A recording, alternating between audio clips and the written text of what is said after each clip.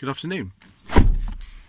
It's the 18th of October and today I thought I might make a video on some of the cars I've owned over the years. Be warned, there's quite a lot of them. The first one I had on a public road was a 1998 Volkswagen Polo 1.4 CL that was owned by my mother, really. She got it for my sister and I to learn to drive it in 2001. It was a dark green colour. It's a perfectly good car, but it only had about 60 horsepower.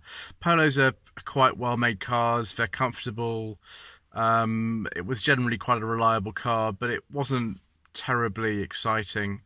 And after a while, I kind of yearned for something a bit different. So I was very blessed at university to have a housemate who, although he couldn't drive in this country, he decided that he'd buy us a car to use at our house, and it was a 1997 Mazda 323F 1.5 Innsbruck edition.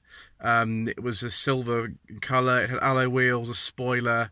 The engine was only a 1.5, but the insurance was horrendous. It was about £2,000 a year, and he very, very kindly offered to pay that for us as well. So whilst I was a student, I drove around in this lovely Mazda. It had electric sunroof, it had a lovely stereo.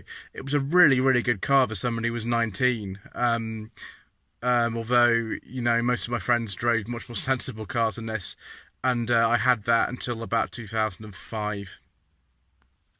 Then I went back to the Polo that my mother owned and that I drove with my sister, which was fine, but I couldn't go for something a bit more, I don't know, out of the ordinary, and I got myself a 1980 Triumph Dolomite 1500 SE. That was quite a car. I suppose my kind of love affair with cars that are British started about then. It was, when I got it in 2006, it was about 25 years old. It didn't work particularly well.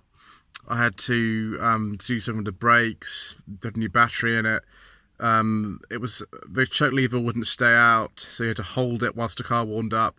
It used to blow black smoke out the back because the carburation was bad, the mixture was too rich. It was not the best car in terms of reliability, but it was beautiful. Had a full velour interior, real wood door caps, proper long shag-bar carpet, and the original AM radio, and it was black with some sort of stripes down the side. You've probably seen a picture of a very similar one that I've put on my Facebook page. It's a beautiful old car, but very, very unreliable. And after that, my mother and I decided to just sell both the cars, both the Polo and the Triumph, and we bought a 2003 SLi 1.4S, which was again a perfectly good car. It wasn't that exciting, but they are very stylish, and I actually sold that to a friend and then to another friend after that, and I think it lived out its last days down in Eastbourne by the sea. So once I'd finished with the set, I decided to buy myself a Rover, but I actually had in the meantime a Rover 214 sort of like a temporary car. It was a 98, I think it was, again a British Racing Green, a nice car.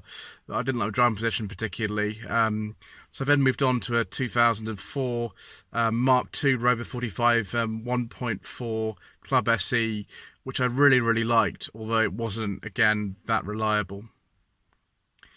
Eventually I inherited a bit of money and the Rover just got worse and worse. It needed a lot of work, head gasket eventually went, and I bought myself a 1-year-old 2011 Chevrolet Cruze 1.6 LT.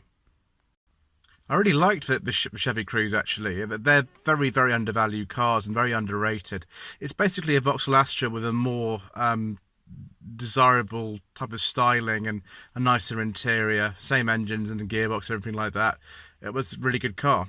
I replaced that with a Chevrolet Cruze 1.7 turbo diesel LT, which again was a really good car, although the depreciation was so bad and it wasn't compliant with London emission zone, so I had to sell that last year, which was a bit of a shame.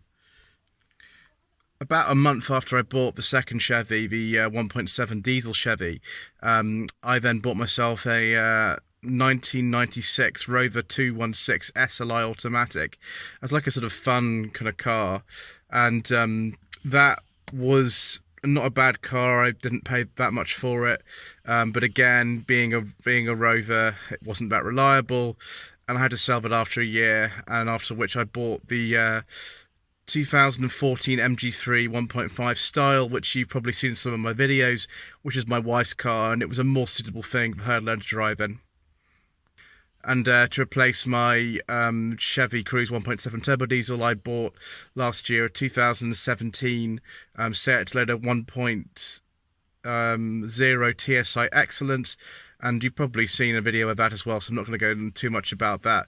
But that again is a fantastic car, has all the economy of my Chevy and none of the sort of problems in terms of the particular filter and the diesel, and also it is just really, really nice to drive. I'm not going to go into the sort of temporary cars that sometimes I buy for going to Santa Pod drag racing and things like that. I spoke about those in one of my videos earlier this week, so I don't count those. But suffice to say, I've had something like 15 cars if you count them all. It's quite a lot, really, considering I've only been driving since 2001. So I hope you like this little look back at some of the cars I've owned over the years. I'm not going to say which one was my favourite and which one was the worst one. We'll leave that for another time. But don't forget to subscribe if you like this video. Don't forget to give it a like. My Facebook page is facebook.com/Lloyd Vehicle Consulting. Website is www.lloydvehicleconsulting.co.uk. And if you want me to find a car for you, it doesn't have to be any one of the ones I've mentioned, then please do get in touch, and I'm very happy to help. Thanks ever so much.